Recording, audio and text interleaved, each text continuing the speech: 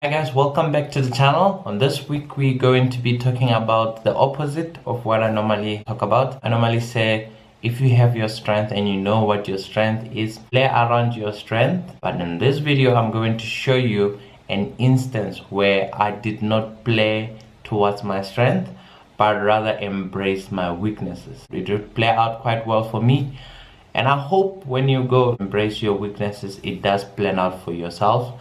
If you want to, are you interested in my weakness, how it planned out for me, please stay tuned for the rest of the video while we'll be talking about embracing your weaknesses.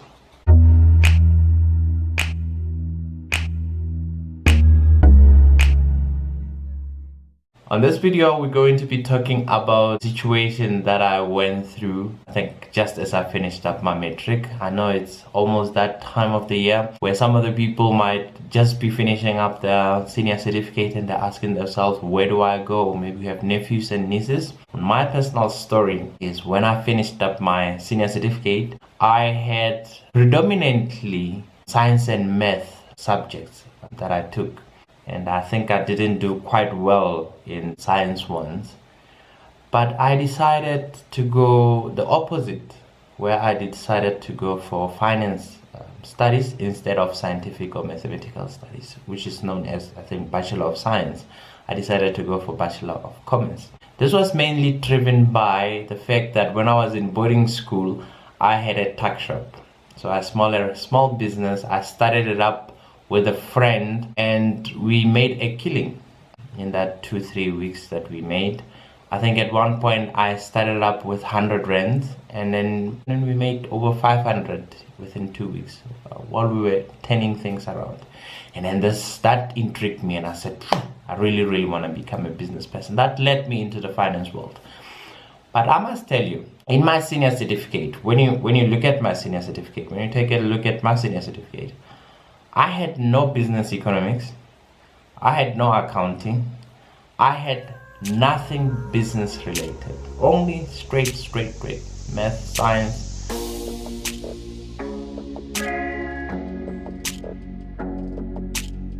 Okay, so I just thought I should just zoom in to my senior certificate here. There you go. I'm zooming so that just when we start the conversation, just so that I can just show you what I'm talking about. So that's my senior certificate, and then you can see there the first one, which was my English. Oof, I didn't do quite well. So that English, which was in first language, I got a D for it. And Afrikaans, which was my second language, I got a C for it, which was very high. Physiology, geography, and biology got both a C, and biology I got an A, which was very nice. I mean, if you look at that is very nice. Mathematics and commercial math, well, I got a C and an A, but the one that actually pushed me down was this physical science, where I got an E, which was almost a fail. Together, I mean, I still got my degree, well, my senior certificate in merit, got a merit for that. So this was a few years ago. I mean, most people, when they saw this, you can understand why they would say, please do your thingy in Afrikaans, because I mean, you are better in Afrikaans than in English. You would understand why most people would say, no, we think that you could actually have zoology or biological subjects. But thank God, because when we did our Matric, we were given the opportunity to do aptitude test.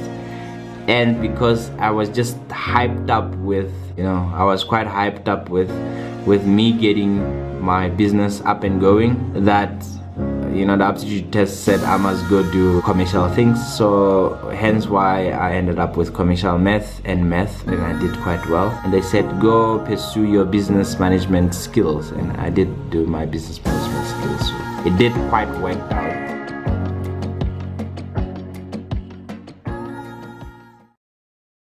And the sciences was both the physical science and the life sciences, and I did very well on my life sciences, as you have seen.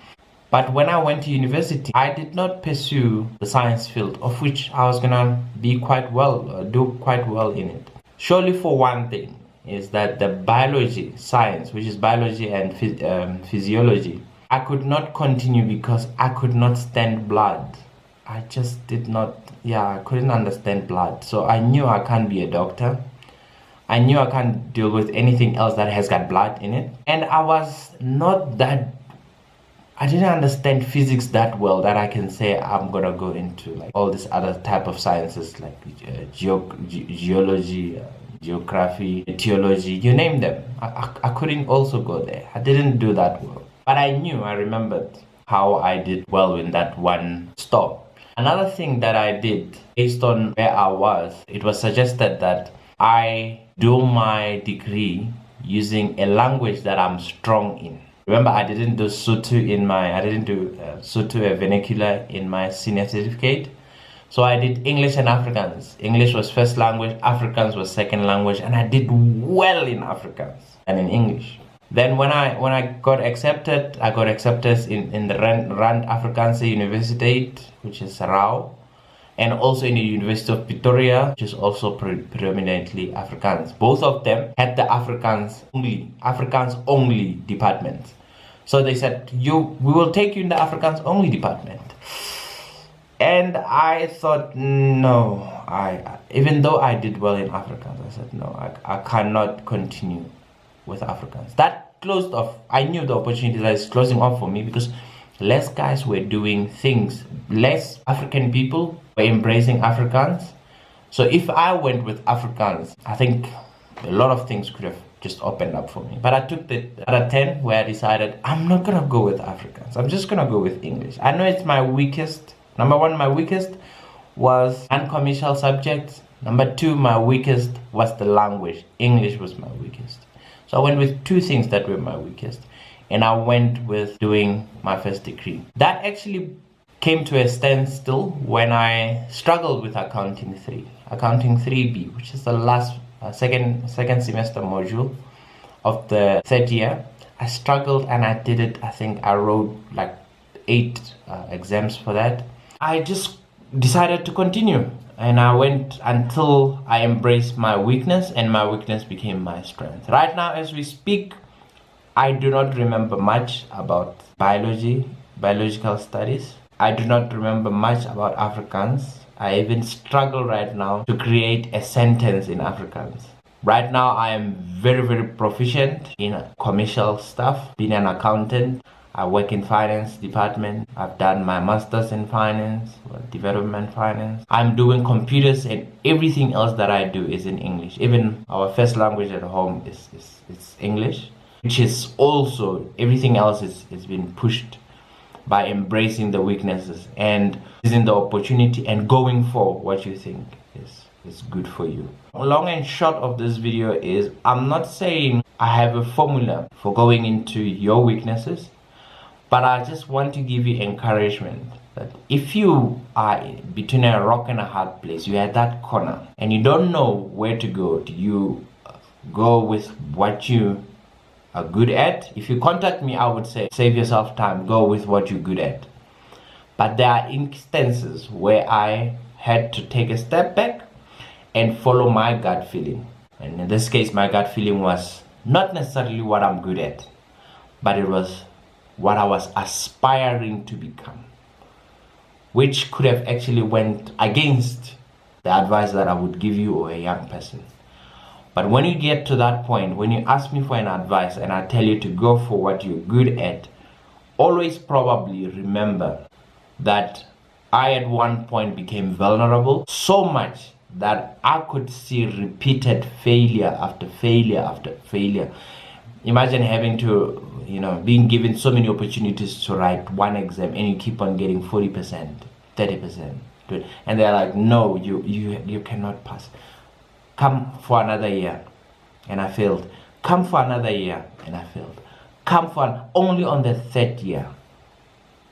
Then did I switch my head. And then I understood what the concept was. If you are willing to embrace repeated failure, I am more than happy that you go and defy whatever advice I would give you. But if you have time constraints and you would want a predictable result, I would say go with what you're good at. In this case, I was young, energetic. I think I was 18 years old. That's why I could take the risk of going against doing everything else in Afrikaans and then now doing it in English, which was my strongest point. Being vulnerable is not the easiest part, more especially being vulnerable willingly, that you're going to chase your weaknesses and hoping that your weaknesses will turn out to be your strength later on is not the easiest part. It has been the difficult part for me, and I hope you don't have to go through this unless you willingly really want to go through it. So thanks for joining.